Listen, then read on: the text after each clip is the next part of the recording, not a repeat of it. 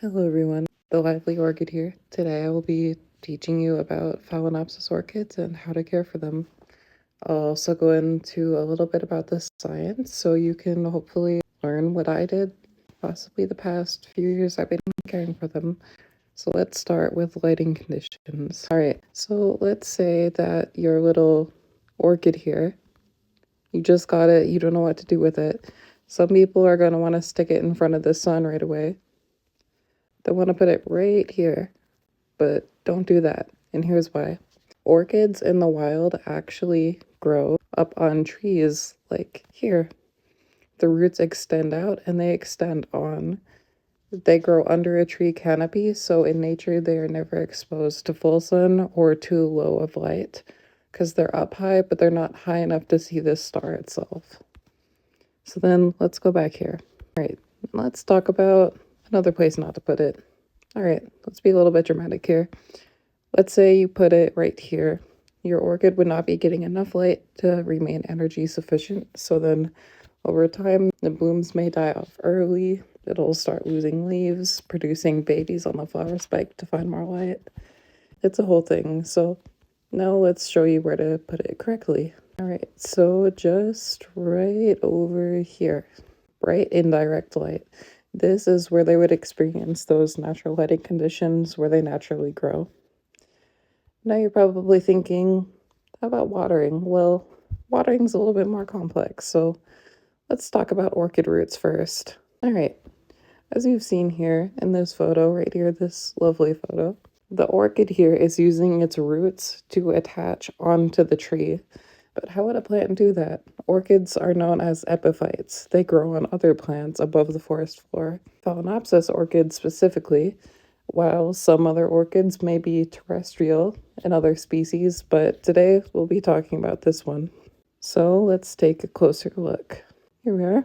So here, this layer is called the velamen layer. It's very spongy and it's very good for water absorption. Now, since orchids do grow on trees with their roots exposed, those roots can also experience photosynthesis like the leaves. So let's say an orchid had absolutely no leaves left because maybe it rotted, the top suddenly broke off. Not to panic unless there's a little bit of the stem left and there's roots. The roots will photosynthesize, and instead of the leaves, they'll take energy from the sun and they'll try to grow a baby for you on the side of the plant and just keep on going. So then the first layer of those roots is the velamen. This contains the pores that will bring the water in from the outside. So from humidity, from direct water, from wet bark or wood, whatever it's in. And then it will transfer that into the exodermis. Now the exodermis here actually controls fungi and water passage into the water storage system. So this guy is going to make sure fungal activity goes well, and then it doesn't spread too far into the orchid root itself. So then now the water travels into here, and this is the main storage system known as the cortex. Now, the cortex is where all of the water is stored, like an absorbent sponge for the orchid to use as it grows. And then from there, the layer called the stele will absorb it from the cortex. Now, the stele controls water flow into the vascular system of the plant itself. So it's a little bit like the manager, the second in command here.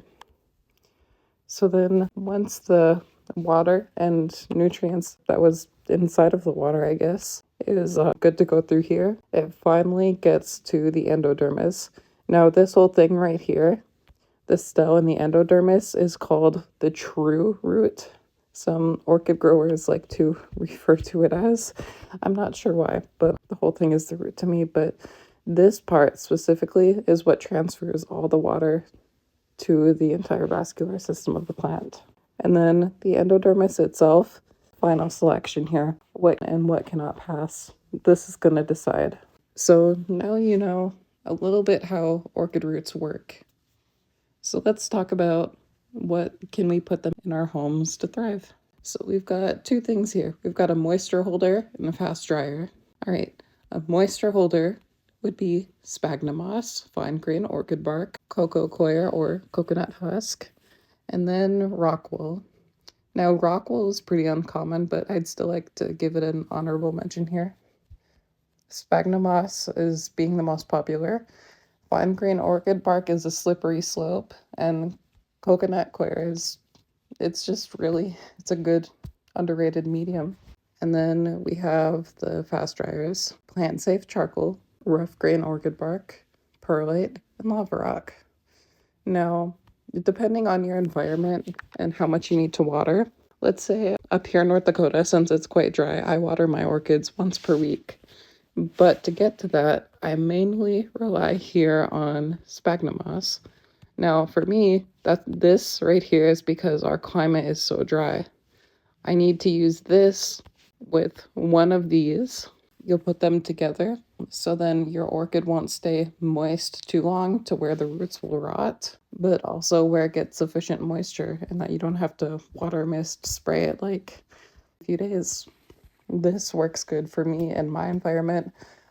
Mix you create with these materials entirely depends on whether your environment is more humid, more dry, more warm, maybe more cold. It just depends on you. So do some research on that area.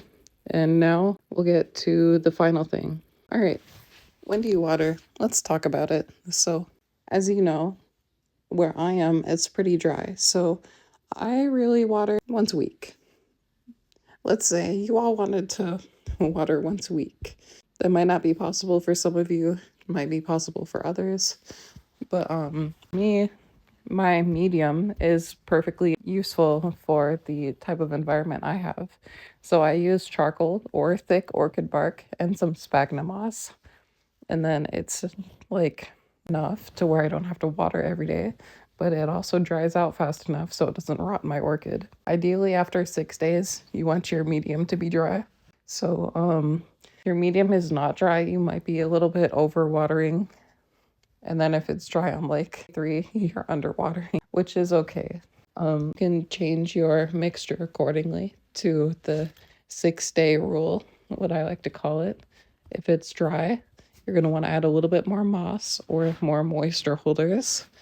And then if it's a little too wet, you're going to want to add more drying out materials like charcoal or lava rock. Again, depends where you are, what you have access to. Orchids can grow on a lot of different things. So I've covered the basics about where they grow, and from now on, it's all up to you. You got to do your own research. The Lively Orchid signing out.